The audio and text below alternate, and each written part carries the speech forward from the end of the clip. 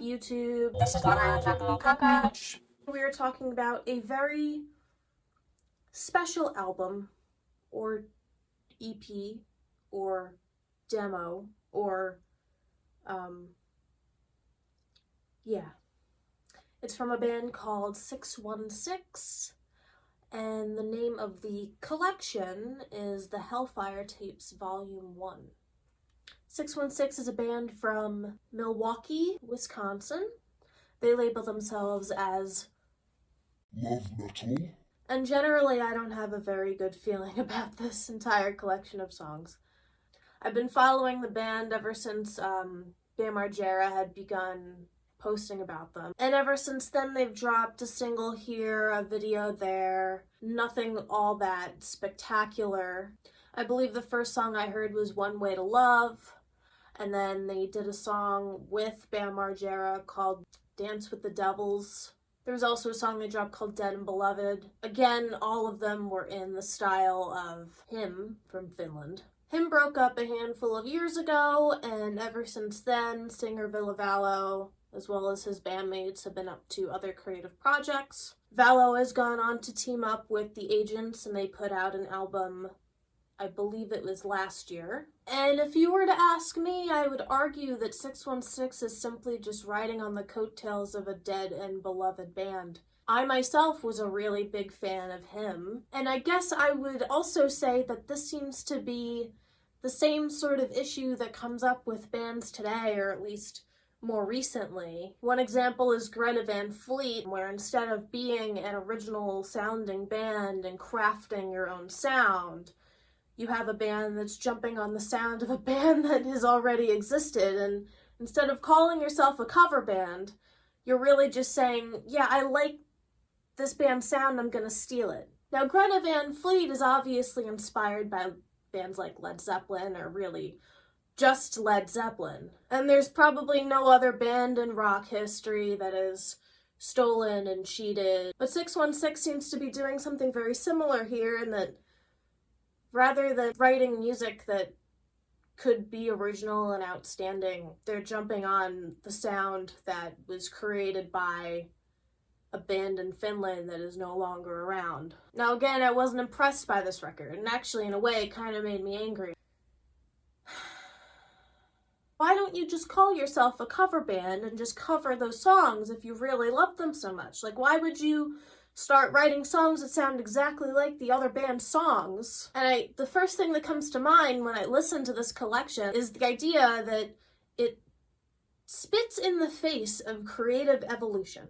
And of course, every band is inspired by other artists and other bands, and no band is really completely 100% original. But at the same time, to take those ideas and put them towards your own sound that you make to be original and your own is completely separate. In any case, the collection of songs starts out with Never Mourn, or at least I think that's what it's called. It really just sounds like a watered-down hymn song. It could have been pulled as a B-side from Screamworks or Tears on Tape. And frankly, I can't tell if Ville Valo is singing on this track or not.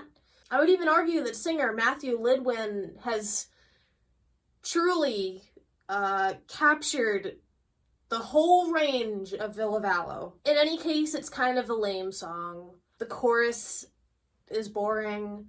Nevermore, nevermore. Lust and Blood is the next song. It's also extremely boring. I feel like I've heard this riff like in 35 to 40 other like pop metal songs, to the point where I hear it and I'm just like, here we go again. Lyrically, it's a really weak song, but love metal and those types of lyrics have never been anything to write home about in the first place. Also, these first two songs are labeled as Ginsberg sessions, and that kind of worries me. I really hope that Chad Ginsberg from CKY isn't the person who's working on these songs. I would be really disappointed if that was the case, because I have always respected Chad Ginsberg for his work with CKY, and even some of the production work he's done I thought has been pretty decent, but this project is just not up to par with the work that Chad has done before. Heaven Is Yours is the next track again. It sounds like a fucking hymn song. If you like him, you're gonna like these songs. If you don't like him, and you always thought they were like, oh, it's pussy girl music and, oh, it's not even real metal. then chances are you're gonna fucking hate it. But even if you're a him fan, you're probably gonna fucking hate it. I also don't know why Heaven Is Yours is so much fucking louder than Overdose. Like, the moment that Heaven Is Yours ends, I feel like I'm sitting in silence. Finally, the last track is One Way to Love, and it appears to be an acoustic demo of the same song that was released earlier last year. What can I say? I worry about this Greta Van Fleet effect that a lot of these young bands feel like they don't have something new to contribute to this genre, or whatever genre that they're playing in, and rather than making a solid attempt at writing something original and catchy, instead they steal sound from other bands, and that makes me kind of sad. And I know that Bam Margera jumped on that 616 bandwagon because he's a big him fan, but trust me, I can read this shit like a cheap novel, and it reads as though this is like a big time cash grab. Matthew Lidwin jumping on this bandwagon now that him is no longer a band,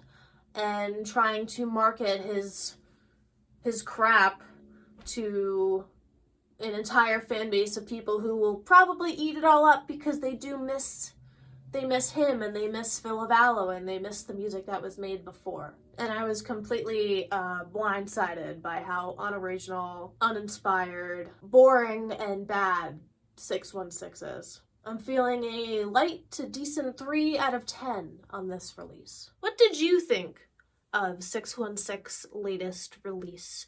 Did you love it? Did you hate it? Let me know in the comments. Until then, have a wonderful day.